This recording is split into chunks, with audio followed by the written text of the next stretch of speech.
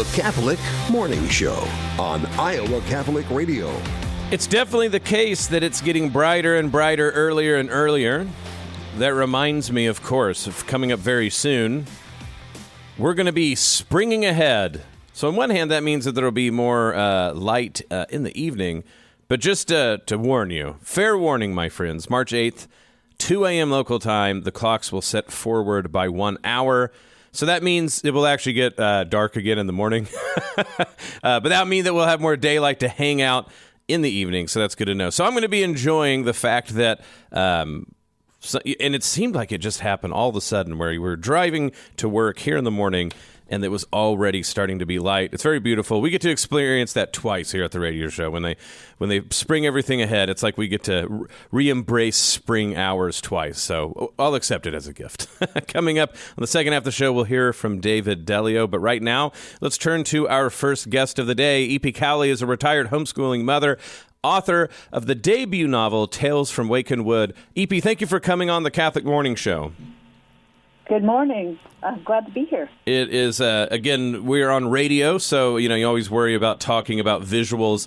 Everything about this book is exciting. The illustration at the front of the book is wonderful. The heft of the book, everything about it is telling you that you are in for a thorough, wonderful time exploring this place with these characters. What was it like to get a chance to write a debut novel and put it out with Ignatius? It was just such a gift from God. That's what it felt like. It wasn't something I expected. It took 10 years to write the novel. So by the time I finished writing the first draft, I had no idea how long it was. It was about 1,000 pages. And so I took 3 more years to revise it. And when I sent it into Ignatius, I didn't expect to hear from them, I don't know, for 6 months maybe. And I heard from them within a month. And so it was very exciting and unexpected. So for, you don't want to give away the entirety of the book, but for people who are wondering what is Wakken Wood and what is the book about, if you don't mind giving us a bit of an introduction. Yes. Tales from Wakken Wood is a fairy tale. And the story begins with 2 12-year-old children, a boy named Peter and a girl named Pixel. And they're sent to an island where Wakken Wood is located and where their extended families live. So Pixel goes there for treatment of an obscure blood disease. And Peter, who bears an unusual birthmark of silver-colored eyes, he's sent to the island for safety because he keeps getting beat up by school bullies. Now, once they're on the island, Peter and Pixel realize that they're actually in more danger than they ever were at home. Hidden enemies emerge who threaten their lives, and it launches them into strange adventures in the forest called Wakken Wood. But they are aided by mythical creatures and a mysterious woman who offers them guidance and instruction. Well, that's all I'm going to tell you. Yeah, no, that's good. And I mean, of course, and I'm not throwing shade to anyone, but anytime a Catholic writes anything in this sort of realm, obviously people are going to go for Tolkien and his legendarium. Obviously, people usually think of things like C.S. Lewis.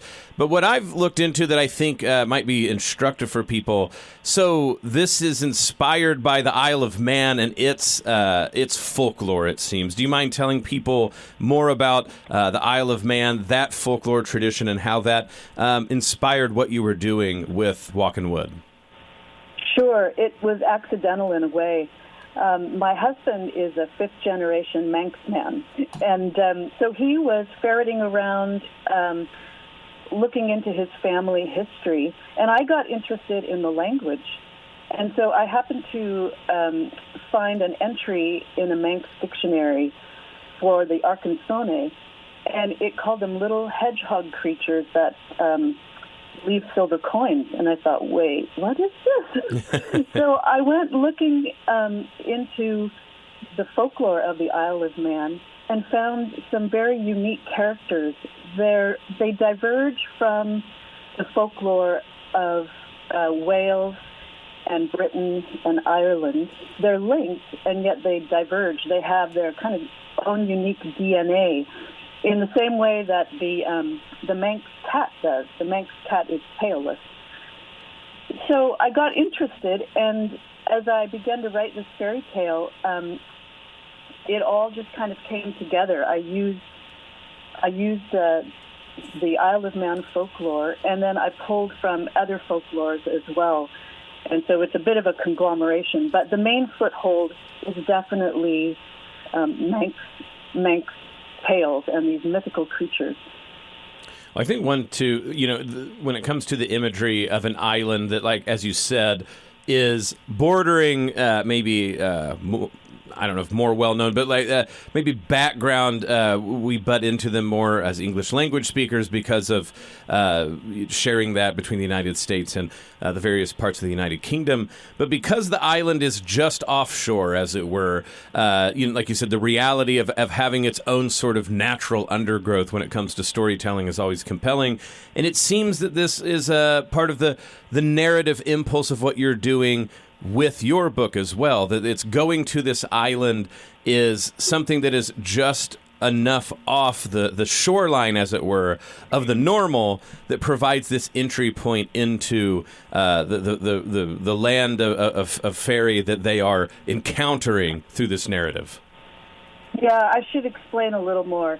So the Isle of Man was called the Fairy Island by the Irish. So it sits in the middle of the North Sea between Ireland and England. And it was thought to be home of the fairies and home of a particular wizard called Manon MacLear. And so in Tales from Wakken Wood, the story actually does not take place on the Isle of Man. So I can tell you this because it's in the glossary in the back of the book. But in the story, Manon MacLear, the wizard, in a time of turmoil on the island, he takes some of the creatures and he finds a different island. He sails across the world and he finds the island where Wakken Wood is located. So the story is inspired by Isle of Man, but it doesn't take place there. It takes place on its own special island. And so that's why on this island we can meet trolls, and we meet some other characters that aren't actually specifically in Isle of Man mythology. When it comes to obviously the amount of research that you did, like you said, the absorption of story maps from different places, and then allowing that to become sort of yours, right? And molding that into this new thing. You talked about 10 years of work, but what was it like to see that come to fruition after that long process of doing your homework and also trying to put pen to paper to see what would emerge with these two characters? Well, it was exciting, but it was also daunting. I remember when the book actually came out and was on the shelves, I felt like the main characters had gone out on their own into the world to tell their story, quite apart from me. And so Tales from Wakken Wood is something apart from me now. It's a Marian fairy tale, and it was written and given to Mary. And so it's hers to do with what she wants. And so I hope that it goes out into the world and gives people something to think about. The thing about fairy tale is that it addresses the challenges of life in a figurative way. So fairy tales always offer us a hero who slays a dragon, maybe, or a little tailor who kills a giant. But I think the application of fairy tale goes even deeper, because fairy tales can show us how we can endure our particular sufferings. They give us everyday heroes who can show us the way. For example, there are stories about the youngest son who is sent from home to seek his fortune. And in his humility, this boy is able to listen to the wise advice of an old man or a woman he meets in the woods, or maybe a talking animal. And in some stories, maybe he will share his scanty meal with a stranger who turns out to be someone who helps him on his quest. So the tools to overcome adversity in a fairy tale turn out to be the virtues that we've already learned through hard times, or the virtues that we've learned at home. And I'm not talking here about Disney or Tinkerbell, that kind of fairy story. But these are the kind of the old traditional fairy tales, the kind that the Brothers Grimm collected. And they illuminate the nearness of the unexpected. And that's what Wakken Wood is full of. It's full of unexpected creatures, unexpected events and happenings. And it's always the unexpected event or the unexpected hardship followed by an unexpected turn of events that leads to a happy ending. Well, if you guys out there in radio listening land are in for an unexpected adventure with plenty of, like you said, things that you're not going to expect, things you're familiar with, but that they turn out into a wonderful woven new thing, then you need to make sure to check out Tales from Wakken Wood by E.P. Cowley, out with Ignatius. E.P., thank you for coming on the Catholic Morning Show. Thanks for having me.